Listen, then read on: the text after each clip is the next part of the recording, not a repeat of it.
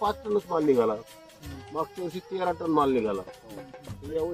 जो काय 4,000 रुपयाला आम्हाला रोप पडत होतं त्यावेळेस, म्हणजे 8 लाख रुपये आमची रोपाला लागली होती. 8 ते 9 लाख रुपये आम्हाला लावायला खर्च. या वर्षी जवळजवळ 20 टन माल निघणं अशी आम्हाला खात्री आहे.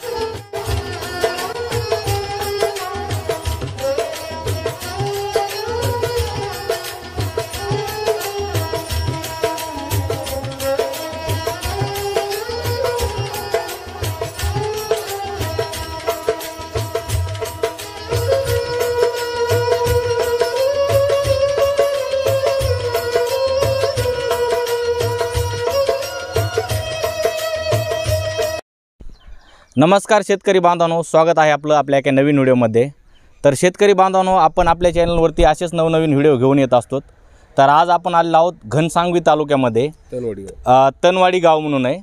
तर शेतकरी बांधवांनो, तुम्ही पाठीमागे जर पाहिलं आम्ही ज्या ठिकाणी उभा आहोत तर तुम्हाला इथं एक झाड दिसतंय. तर हे झाड आहे खजुराचं. तर मित्रांनो, महाराष्ट्रामध्ये आता सध्या आपल्या खजुराची शेती व्हायला लागलेली आहे. तर या खजुराविषयी आपण सविस्तर माहिती पाहणार आहोत. इथं शेतकरी आहेत, त्यांच्याकडून आपण सविस्तर माहिती घेऊया. तर नमस्कार काका. नमस्कार. प्रथमतः आपलं नाव सांगा आणि ॲड्रेस. दामोदर पाटील व शेडगे, राहणार तनवाडी, तालुका घनसावंगी, जिल्हा जालना. बरं. तर काका, आता आपल्याकडे ही जी खजूरची शेती आहे, तर महाराष्ट्रामध्ये काही तुरळक ठिकाणीच अशी खजूरची शेती आढळून येते. तर तुमच्या डोक्यामध्ये कसा प्लॅन आला की आपण खजूरची शेती करावी? सध्या शेतीमध्ये भरपूर असे पीक लोक घेतात, तुम्ही का निवडलं खजूरची शेती करावी म्हणून? मला एका कारखान्यावर हे पाहायला भेटलं होतं आणि तिथं भरपूर असे त्याच्यावर घोसं लागलेले दिसले. मी त्यावेळेला पाहिलं तर 1.5-2 क्विंटलचा माल एका झाडावर दिसला. तिच्यावरून मला वाटलं की हे पीक चांगलं दिसतंय, भरपूर उत्पन्नाचं आहे आणि भाव बी चांगला मिळतो. तिथे विक्री चालू होती त्याची, 200 रुपये किलो ते विकत होते. म्हणून मी अंदाज काढला तर सरासरी एका झाडाचं उत्पन्न 30 ते 40 हजाराचं दिसायला लागलं. मग ते डोक्यात बसलं की आपल्याला हे करायचं, म्हणून हे निर्णय घेतलेला आहे. बरं. तर आता समजा कुठलंही आपल्याला शेती करायचं म्हणलं, शेतीमध्ये एखादं पीक घ्यायचं म्हणलं, तर आपण पहिलं पाहतो मार्केट. तर तुम्ही ह्याचं जे मार्केट आहे, मार्केट कसं तुम्ही म्हणजे याचं मार्केट आम्ही असं केलं की म्हणजे होलसेल मार्केटमध्ये आतापर्यंत विकलाच नाही माल. आमच्या घरासमोरूनच एक रोड गेलेला आहे, तीर्थपुरी घनसावंगी, त्या रोडवरच आम्ही स्टॉल लावतो आणि तिथं किरकोळ पद्धतीनेच विकतो. नंतर आम्ही मार्केटचा थोडा विचार केला, जास्त माल निघाल्याच्या नंतर तर मार्केटमध्ये अर्ध्याच किमतीत मागायला लागली. मग तो माल आम्ही नंतर तो कोल्ड स्टोरेजला स्टोरेज केला आणि झाडावरचा माल संपल्याच्या नंतर आणून तो इथं किरकोळमध्येच विक्री केला. किरकोळमध्ये विक्री केल्यामुळे आपल्याला पाहिजे तसा पैसा भेटतो आणि व्यापाऱ्याला जर द्यायचं म्हणलं तर अर्ध्याच किमतीत द्यावा लागतो. मार्केटचं स्वतः जर विकताल शेतकरी तर कुठलाही माल स्वतः शेतकऱ्यांनी विकल्याच्या नंतर त्याच्यात फायदाचे. बरं. तर किरकोळला आपल्याला काय भाव भेटतो? आम्ही इथं किरकोळ 200 रुपये किलो विकतो. 200 रुपये केजी. तर अजून एक महत्त्वाचा मुद्दा, समजा आपल्याला आता खजूरची शेती करायचं म्हणलं, बऱ्याच ठिकाणी आता यूट्यूबवर व्हिडिओ उपलब्ध आहेत, पण अनुभव महत्त्वाचा असतो. त्याची जमीन कशी निवडावी, हे रोपं कुठं भेटतात, तुम्ही कशी माहिती घेतली? हे रोपं इरा करून येतात आणि याला जमीन पाण्याचा निचरा होणारी असावी. ती हलकी असो, काळीची असो, भारी असली तरी चालती, पण फक्त पाण्याचा निचरा होणारी जमीन असणं गरजेचं आहे. आणि हे रोपं उपलब्ध कोणाला जर करून द्यायची असेल तर करून देता येतात, एवढं काही अवघड नाही. बरं. तर आता एखादे शेतकरी आपल्याला यूट्यूबच्या माध्यमातून आता पाहतायत, त्यांना ही खजूरची शेती करायची म्हणलं तर ह्याची तुम्ही माहिती देऊ शकता का? ह्याचे रोप वगैरे याचं पूर्ण तुम्हाला रोप आणण्यापासून तर रोप पूर्ण एक पीक निघेपर्यंत याला पहिलं पीक 2.5 वर्षानंतर लागतं. बरं. तर त्याचं पूर्ण नियोजन, त्याचं जे काय संगोपन असेल, जे काय त्याचं माहिती असेल, आम्ही प्रत्येक शेतकऱ्याला विनामूल्य माहिती देऊ याची. एक पीक निघेपर्यंत पूर्ण काय करावं लागतं, व कसं करावं लागतं, काय केल्याने काय होतंय, सगळी माहिती आम्ही बिना मोबदला घेता देऊ सगळे शेतकरी या नात्याने.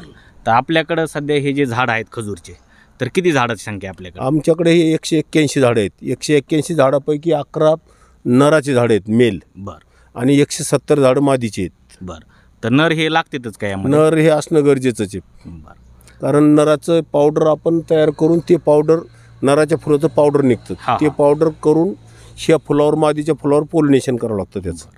तर ही जी झाडाचं जे अंतर आहे, समजा खजूरचे जे झाडं लावलेत, ह्याचं अंतर किती ठेवलेलं आहे? याचं अंतर 25 बाय 25. कारण 25 बाय 25 ठेवलं म्हणजे त्याला मोकळे हवा भेटते आणि मोकळं जेवढे त्याच्या, कारण पूर्ण 25 फुटाच्या परिसरामध्ये खाली जमिनीत चौकड याच्या मुळ्या पांगलेल्या आहेत सध्या. आणि सध्या पानं चिटकलेत.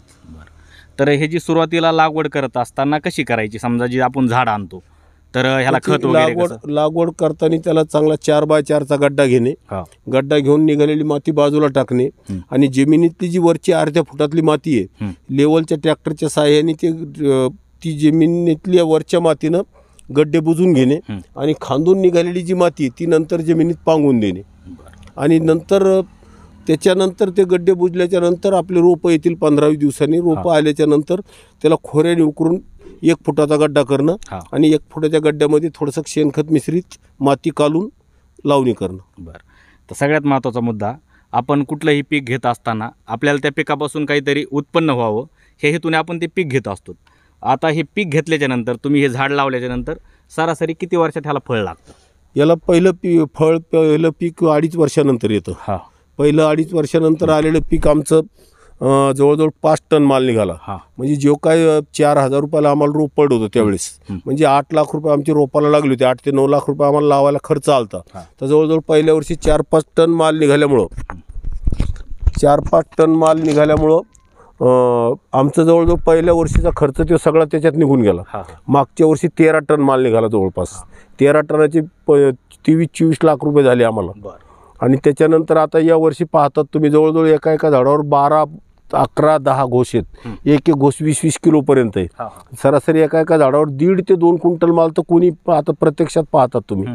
तर या वर्षी जवळजवळ 20 टन माल निघणं अशी आम्हाला खात्री आहे. पहिल्या वर्षी किती माल निघाला होता? पहिल्या वर्षी 5 टन माल निघाला होता. 5 टन. दुसऱ्या वर्षी 13 टन निघाला. आता या वर्षी 20 टन माल निघायला पाहिजे.